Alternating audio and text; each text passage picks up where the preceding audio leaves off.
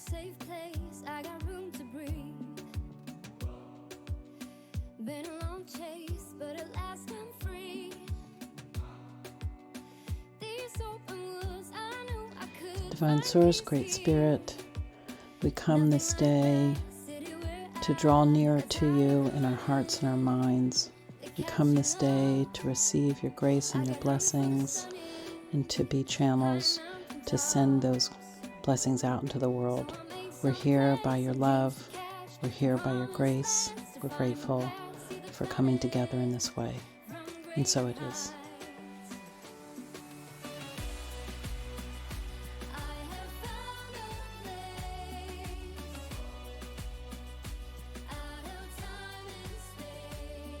Welcome to Talking Spirit. My name is Yuta, and I'm back with my friend Elizabeth. Greetings, everyone. Welcome back.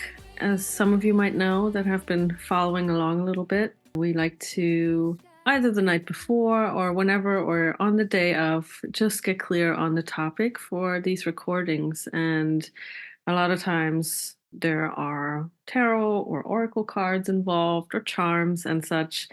And today it feels like Spirit came through with a beautiful message about some very deep times that the mind seems to have to go through at times on this awakening journey, where there's a huge opportunity for some really, really deep clearing out of old stories and patterns and personality. And yeah, just these times of very, very deep healing that often will have to happen in a place where we're dealing with it really alone and not really have any helpers alongside us, so to speak, in terms of other people. Yeah, it seems like there's really large parts, especially for my journey, where I've had people to help me along and to be guides and way showers and just a loving presence by my side. And there's also been these times where those helpers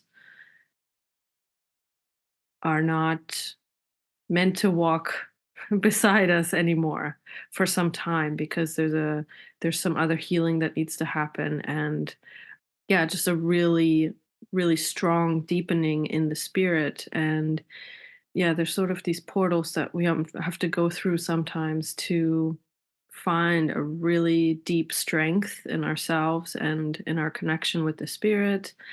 And yeah, just even a strengthening of our connection with the spirit. And yeah, so we just wanted to see what the spirit wants to explore around that, what stories might want to be shared, and excited to be sharing about this topic because I think it's a really important one.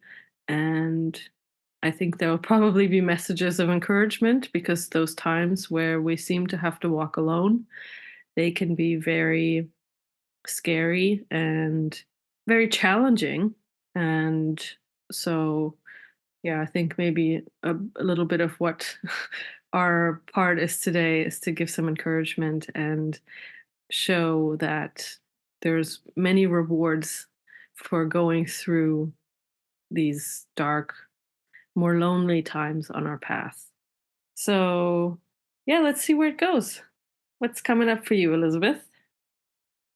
Well, as you said, we often just ask Spirit for some clarification when we get a hit on a message. And when I was at my altar this morning, I was guided to where those messages were coming through. And one of the reflections was the symbol and message of liberation. And, there are lots of different ways to talk about the awakening journey and elements of it. And I like that word. It's probably a word that would have been more in my way of thinking about what I felt called to in the early years. And one of the charms that came through was a heart that's like a locket or like a lock. It's got a little keyhole in it and a little place, that you would hook it around something. So the idea of like being liberated from chains or being liberated from a jail cell. I felt very locked down within myself as a child. I felt very bound, and I felt like I needed to be liberated. And I felt like somehow there was a time element for me. There was a feeling when I got older, I was kind of obsessed with my birthday, not because of gifts and presents and all that, but because I felt like when I got older, I was going to be more able to be self-directed in some sense. And I feel like my whole life has been really internally very much geared towards breaking free. And I don't know about anybody else, but I know I came in this lifetime to be free of the past.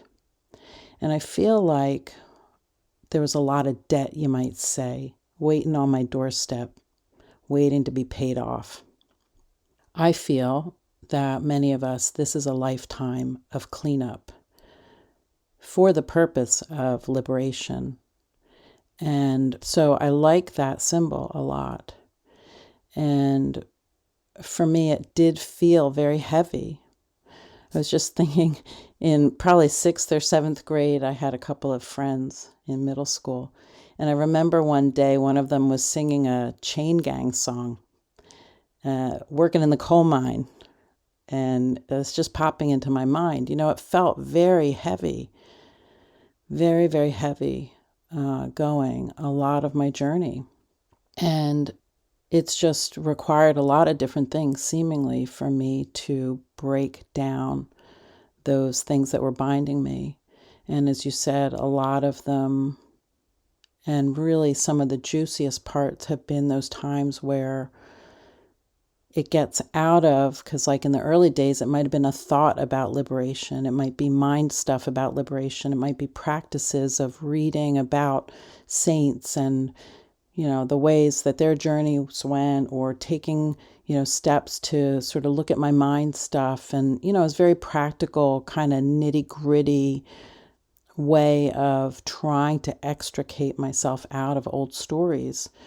And those pieces of the path were vital, and I still draw upon them, an inventory of my mind stuff.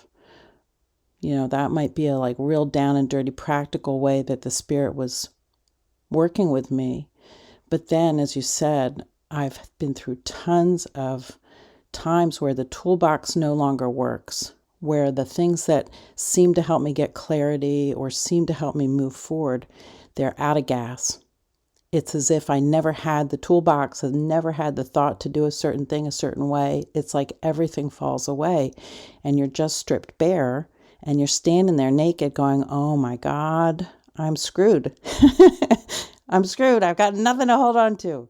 So, I've been through so many of those kinds of experiences. And from my way of seeing it, they have been, in a way, everything, because they've forced me so deeply within myself and so deeply turning to the Spirit to say, wow, I got nothing here. And I have been trying all kinds of things to manage my life and fix this seeming situation that I'm in. And the Spirit's just grabbed me and held me and been like, yeah, this is it. This is it. You can't take any of this stuff with you. So, yeah, these times where I remember a talk where you said that you felt that there were times where you're just kind of kicked off the ledge and didn't know if anything was going to grab you. It's an incredibly, incredibly important part of the journey. And the seeking mechanism that we're trying to be divested of, it's often going to lead us to try to avoid these moments of huge potential for liberation. So, yeah, that's what's showing up so far to say. Yeah, I mean, I love that you bring up this idea that in those moments where it seems like we're meant to be getting squeezed through some kind of small portal or big portal, but like the image that I'm getting is, the camel through the eye of the needle. Those times often come along with all the tools that have been working just not working anymore. And I can really relate to that because yeah, I've just seen it for myself to come to those places where nothing, absolutely nothing is working to ease whatever discomfort I'm going through in those times. And yeah, you're left kind of just dangling there, like just not sure where to go with it. And the temptation to distract with a fix for it is so big in those moments.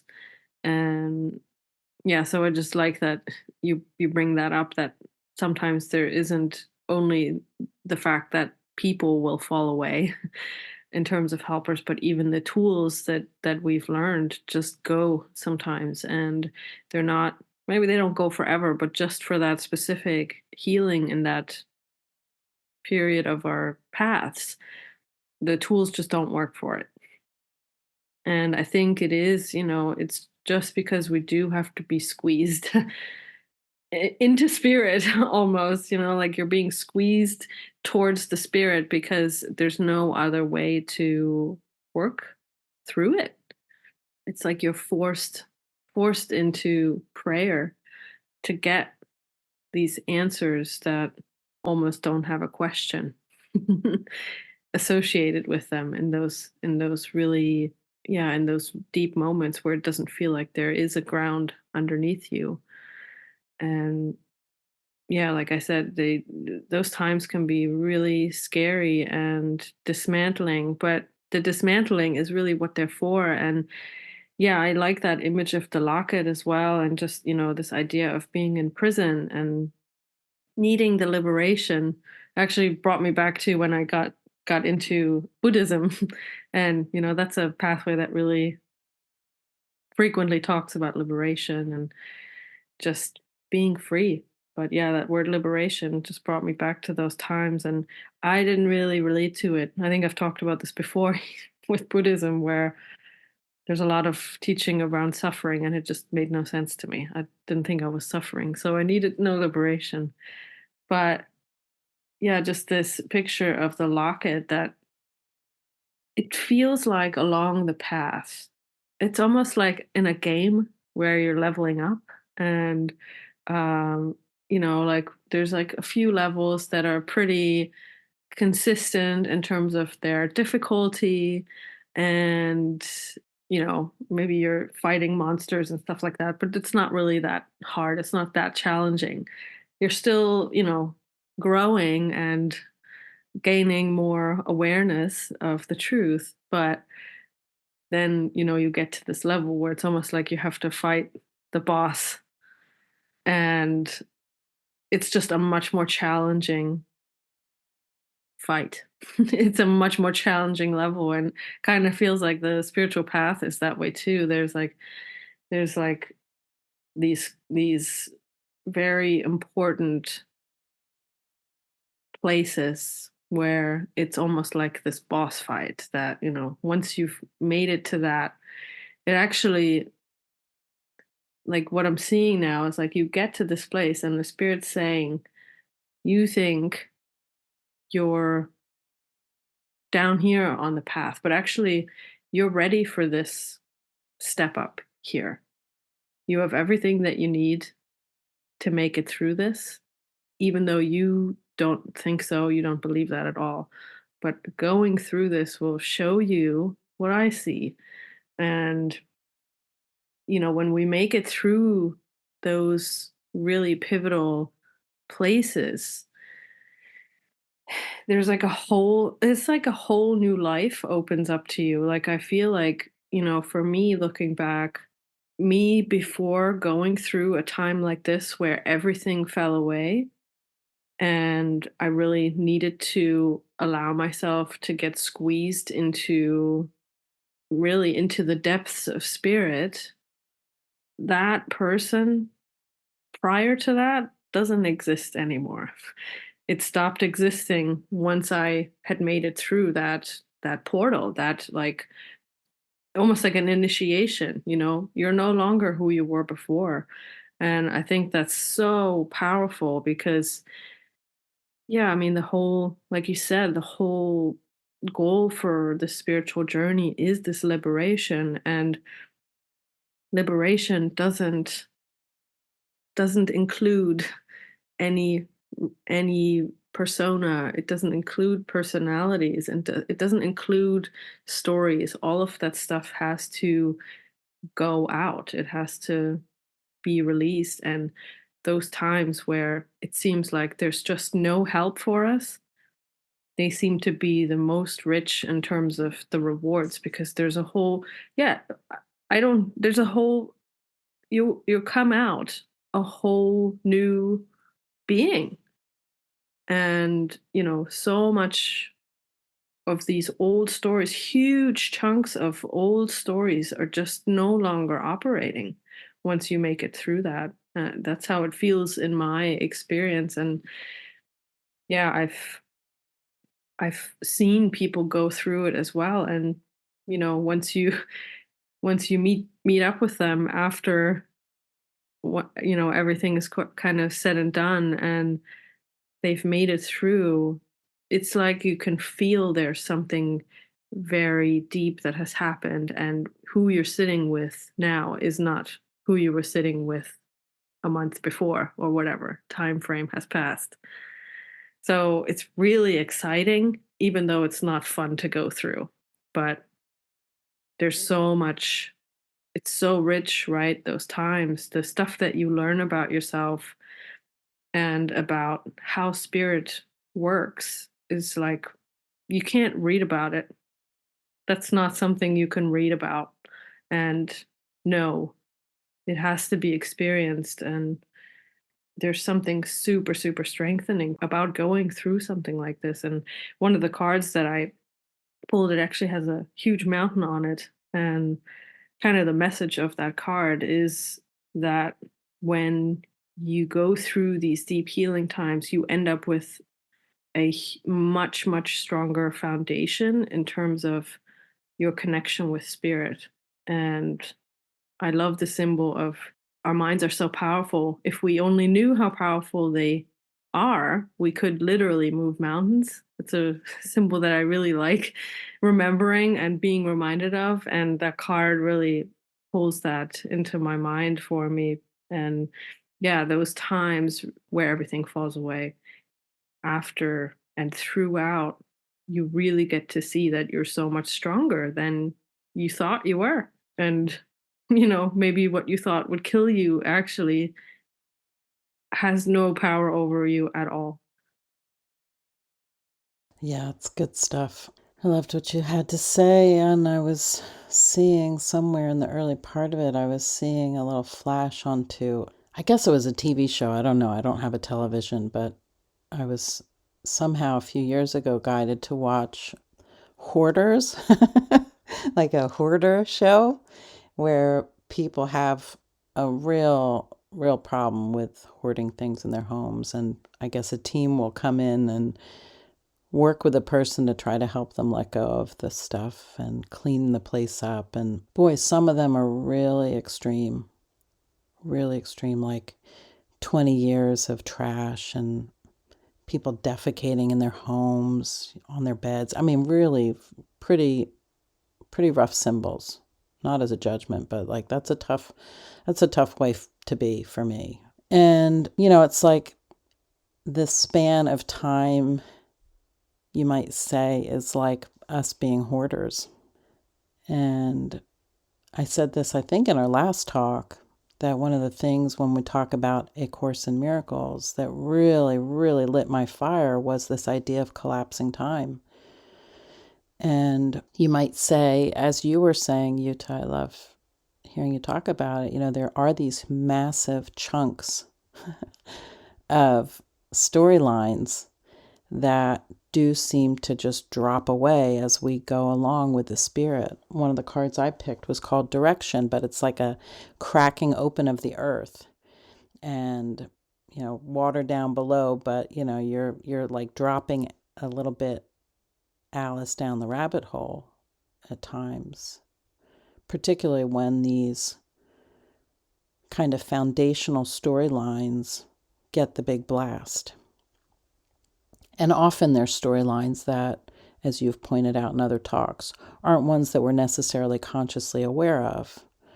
But for those of us that are here for the liberation, that are here for awakening, that's really what we're doing. We're kind of in this peculiar alchemy with the spirit of all of this old gunk, all this old hoarding of stories and experiences and boo-boos and darkness and toxicity, that all of that, we're here saying, please turn this into gold, Spirit.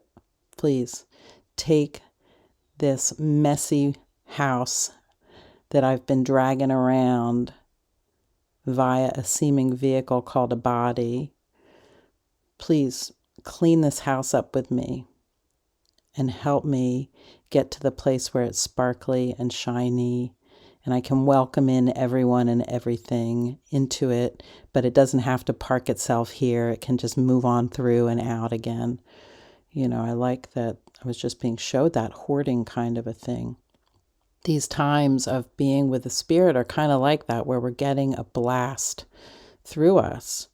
We're getting kind of pummeled by the light in the most loving way, but it can sure feel pretty darn intense at times. But it's like we are given those times, as you said, where people seem to drop away. Tools seem to drop away. We got nothing and no one to stand on. I mean, I've had really big ones where like pretty much everyone in my life was bye-bye.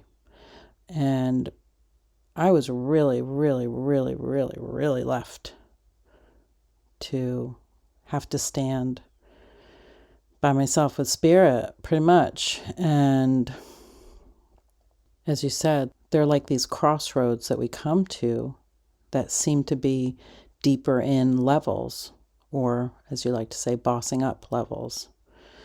And they're really choice points.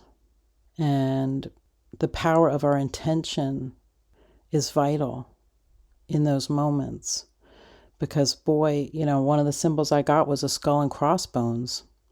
The ego, the darkness is going to say, you absolutely do not want to open this door. You are going to be destroyed, and every horrible, dark thought and awful thing you can imagine, it's going to happen to you. That's where some of these boss levels go to, right? I love the symbol of the Buddha under the Bodhi tree because it's really, it's pretty dramatic, but it's helpful to my mind to think like, if that's how he had to go about it at the end, facing the seductress, the dysentery, the starvation, the, diseases of all sorts, the demons coming at him, that actually kind of strengthened my resolve at times. I was like, okay, if he could do it, or a Jesus, if he could be poked through with nails and swords and carrying a crown of thorns and all the rest, like if he made it to the other side, so can I. And they are dramatic examples, but boy, I got to tell you, in these moments where I've been roto-rootered some more by myself, it felt like hanging on a cross. We want to be taken down off the cross, or we don't want to have to get up on it in the first place. So, it's, as you said, there's a call for encouragement. Like, I can't pretend about my journey, right? So I can't say it wasn't as incredibly hard as it's been, because I'd be lying, right? There have been times where I really thought, I can't make it. I absolutely, through some of these, if I gave you the details, you might say, yeah, I don't know if I could have made it either. Really, really, really hard. Not as a specialness, not as a martyrdom, not as any of that. Just like, ooh, yeah, hard. So we got to be real.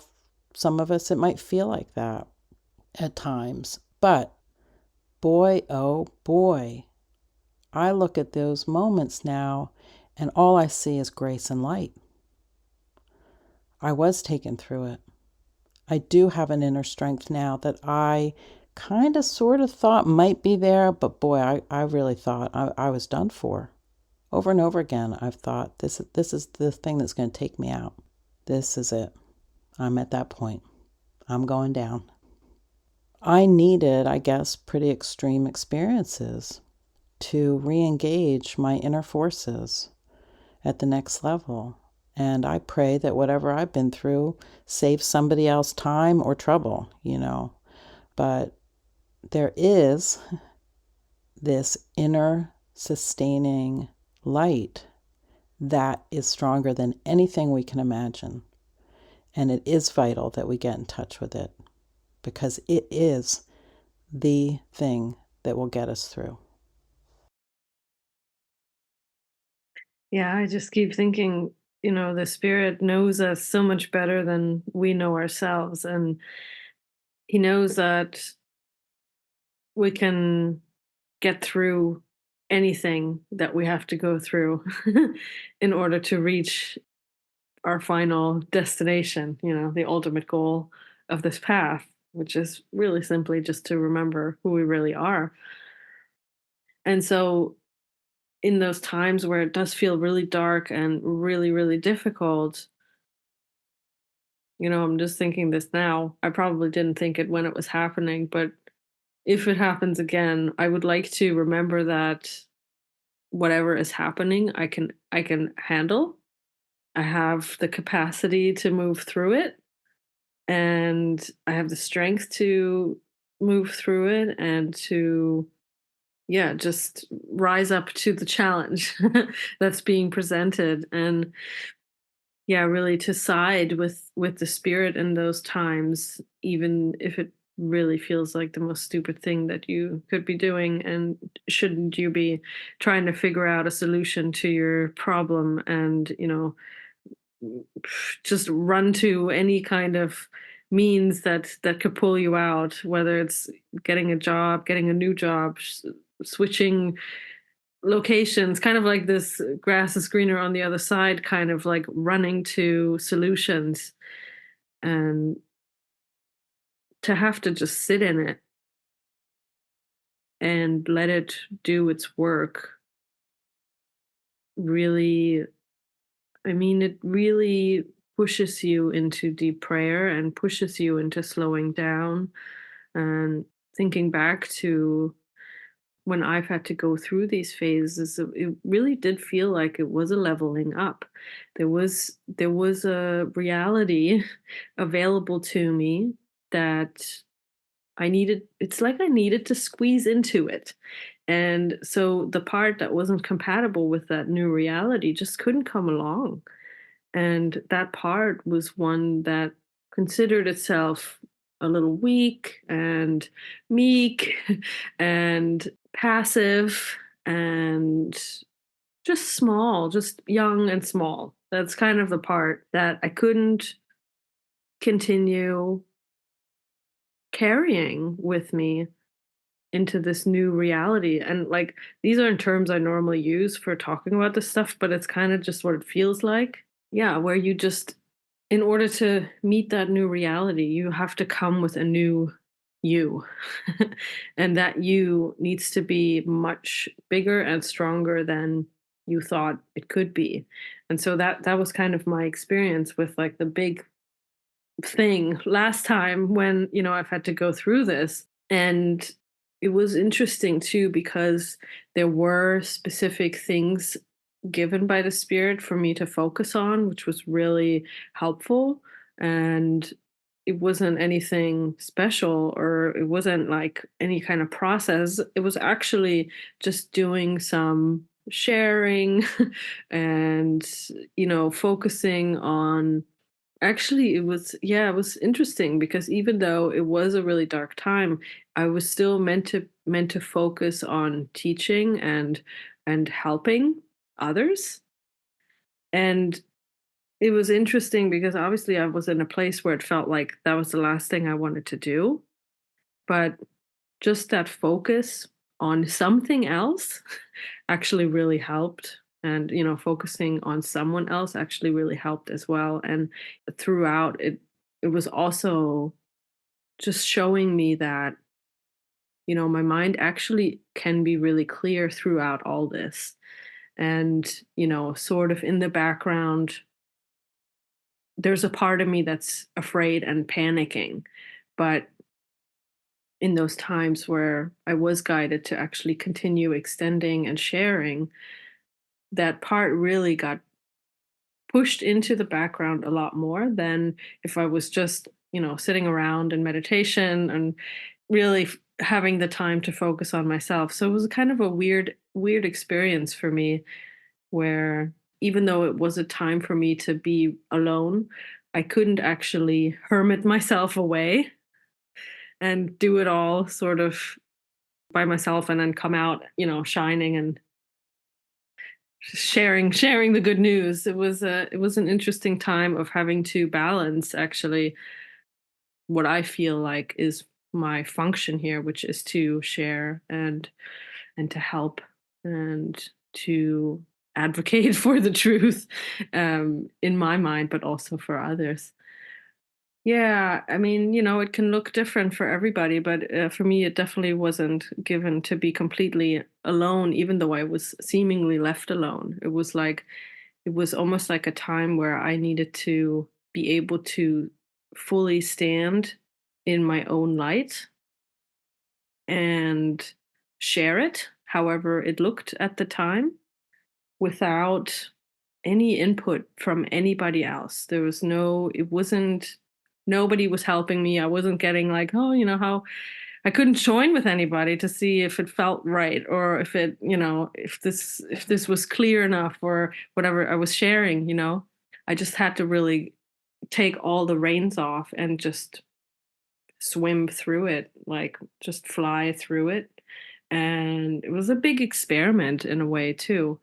And yeah, I feel like, most of this path is a huge experiment, but you really get to feel it in those times where you're squeezed into this really tight spot where you have no help except your connection with the spirit.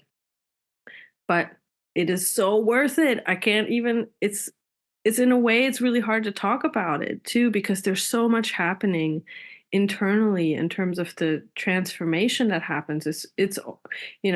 People talk about revelation and that's you can't really talk about it because of what happens, and I kind of feel the same with these sort of times. It's really hard to talk about them, but if you know, you know. And yeah, if you're currently going through something like this where it just doesn't seem like anything's working and there's no one to really call on, and it's this time of really just being with the spirit, I think the spirit just wants to, yeah, just share that it's something that's possible, and the rewards for sticking with it and trusting the process and trusting what it looks like for you at this time. The rewards are, you can't speak of, it's unspeakable. There's no words for it. You're stepping into like a new reality that is going to be so exciting, and everything going forward from there is a different world, and you'll never look at yourself or the people around you or the world in the same way ever again, and it's really fantastic. So yeah, if it feels a little disheartening, just keep going. Probably sounds stupid to hear it from somebody else, but you do keep going. The rewards are right there. Yeah, you really gave the ultimate answer, the key that really turns that little heart locket is service to others. That is the way out. And that is actually the path to liberation. It really is it. So you wrapped it up in a beautiful way. And I just, I heard, don't give up before the miracle. Yeah. Don't give up before the miracle. It is sitting in your mind, in your heart, on your doorstep right now. And, we're here to hopefully broaden the channel where you can find the way to just receive what is real and true right now, which is that you're full of grace, you're full of light. And yeah, we're just joined in knowing that for each and every one of us. Mm. So thank you, Yuta, for bringing this in today. Thank you for joining me in it. Yeah, and thanks to anyone who's stayed and listened. And yeah, we'll see you next time. Bye for now. Bye for now.